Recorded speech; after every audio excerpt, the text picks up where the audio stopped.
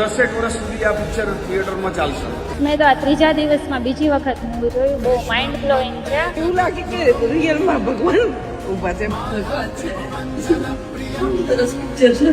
એમ થતું સામે ભગવાન ઊભું. હું તમને વિનંતી કરીશ એક જૂના પેઢી તરીકે કે તમારા લોકોને કૃષ્ણને શંખ વગર, ચક્ર વગર અને વાંસળી વગર નિહાળવો હોય કે કૃષ્ણ કેવો છે, કૃષ્ણની અંદરનું મનુષ્ય સ્વરૂપ કેવું છે, તો તમારે અવશ્ય લાલો મૂવી તમારા પરિવાર સાથે નિહાળવું જોઈએ.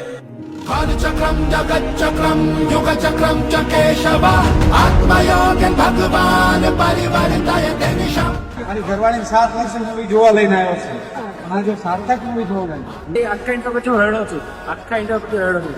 બધાને જોવું જતું. મૂવી જોવાથી બહુ બધાના હૃદય પરિવર્તન થશે, એક નવો યુગનો આરંભ થશે. બી કાનેડાને પૂછું છું તો ત્યારે પૂછતી હોય ને ત્યારે જે સેમ ફિલિંગ આવે ને સેમ મૂવીમાં ફિલિંગ આવતી. તમે લોકોને ઉપર મહાન કૃપા કહેવાય કે તમે આ સિરિયલ કર્યું છે અને અમારી ઉપર કૃપા થઈ કે અમને આવવાનું મન. યંગ કલ્ચર માટે બહુ સારી એવી છે. ઘણા વર્ષો પછી આવી જોરદાર મૂવી જોવા મળી છે. અંદરથી મને ઈચ્છા થતી હતી કે ભગવાનને જોવો છે, તો હું અંદરની અંદર રડી રહ્યો હતો. ભગવાનનો રોલ જેને કર્યો છે, સાક્ષાત એમના દર્શન થઈ ગયા. મિરેકલ છે ભાઈ, ભગવાન છે ને છે.